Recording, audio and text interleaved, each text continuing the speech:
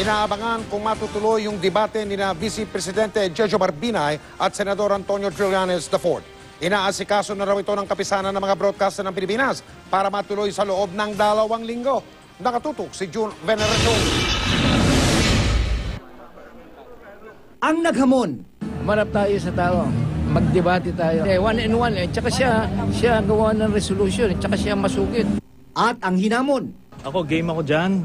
Sabihin niya yung time and place, ano?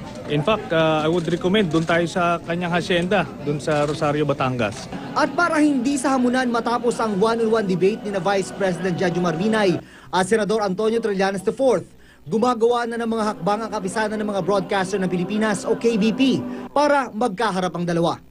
Nakikipag-usap na raw ang KBP sa mga kinatawan ni na Binay at Trillanes. We're trying to organize it na mangyari ito within the next 2 weeks. I think yun din ang gusto yata nila mangyari. Hihilingin daw ng KBP sa kanilang mahigit 800 member stations na i-broadcast ng live ang debate. Ngayon pa nga lang daw, may mga estasyon na nagsasabing interesado sila. Pero kahit hindi miyembro ng KBP, papayagan daw i-air ng live ang Binay Trillanes debate.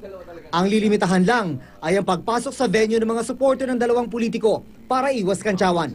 Masaya pero dapat importante may mga issues talaga na lalabas na that will be beneficial to the public, no? Kasi yun ang ngayon parang hanging sa tao yung nangyayari. So kailangan siguro to makatulong to. Parehong nag-uopisina dito sa loob ng CCP complex si Binay at Trillanes para hindi na sila lumayo pa. Ang nag-iisang hotel dito sa loob ng CCP complex ang kinukonsidera ng KBP na maging venue ng kanilang debate. Pero depende pa rin daw yun sa mapagkakasunduan ng dalawang kampo. Ang hamunan, nagugat pa rin sa investigasyon ng subcommittee ng Senate Blue Ribbon sa umano'y mga tagong yaman ni Binay at kanyang pamilya. Una na nagsabi si Binay na hindi siya dadalo sa pagdinig ng Senado dahil hinusgahan na raw siya. Sabi ng KBP, sa debating kanilang inoorganisa, baka kasiguro si Binay ng neutral ground. At kapag nagkaharap na sina Binay at Trillanes, ang publiko na raw ang maghusga kung sino ang mas dapat paniwalaan sa kanila.